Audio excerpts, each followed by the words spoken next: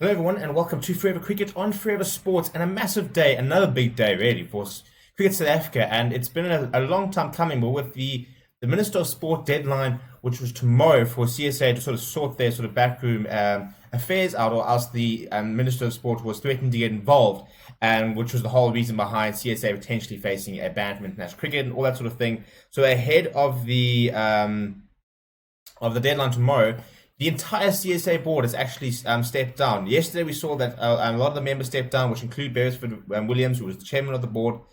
And yesterday, this morning was announced that the rest of the board has actually stepped down. Before we go any further, please do consider subscribing. Bottom right hand corner there, smash the like as well, and jump in the comments. Let me know what you think.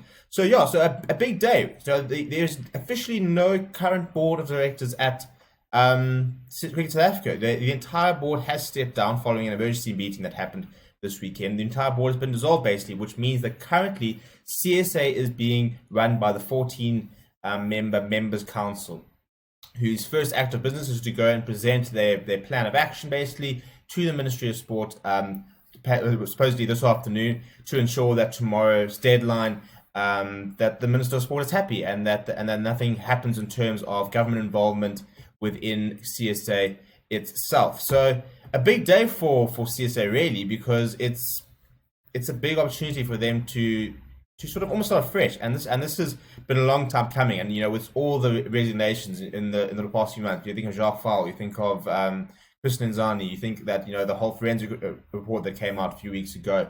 It's all been a sort of snowball effect that's all kind of led to this stage, and we're finally at the stage where something notable is happening, and for better or for worse, things are needed to change within CSA, and the board's stepping down and a whole sort of resolution to sort of restart the entire process is a big move. And ahead of the ODI and T20 series, which happens in November or December, there had to be some dramatic changes if CSA were to get their ducks in order. And this is what they've gone with, and the board has stepped down. And at this stage, the AGM for CSA is scheduled for the 5th of December, which means that the members' council has been tasked with setting up an interim board, which will guide the federation for the next sort of 5 weeks, really, 6 weeks, to get to the AGM, where a new resolution can be created, a new board can be appointed, and they can try and sort of move forward, hopefully, after what has been a very tumultuous year, really. So yeah, look, it is expected that members of SASCOP, members of the Sport Ministry, as well as possible players, will be involved in the interim board, just to try and sort of bring a bit of solidity to the entire CSA structure.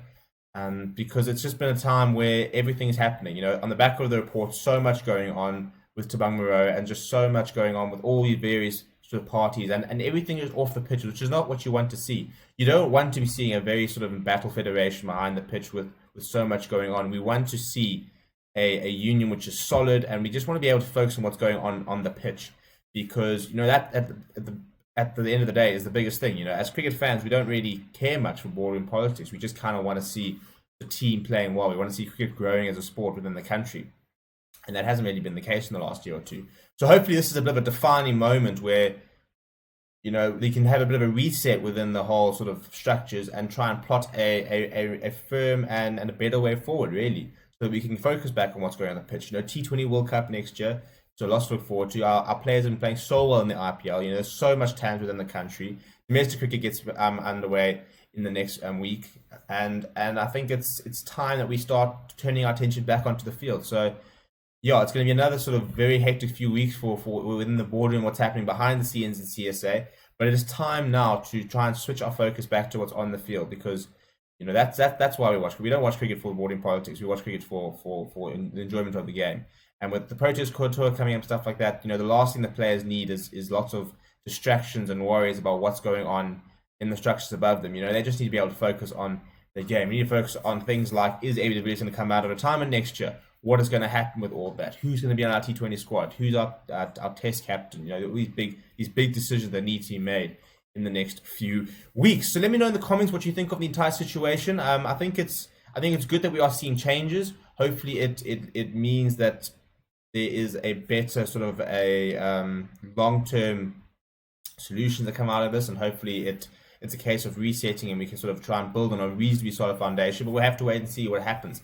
But at the end of the day, it's been such a weird few months that it is good to sort of see things that are actually happening, and that there will hopefully be some positives that come from it. But let me know in the comments. Jump in the comments. Let me know what you think. Please don't forget, as well, consider subscribing and smash the like if you enjoy this type of content. Let me know what else you would like to see. Thank you very much for watching, and I'll see you soon.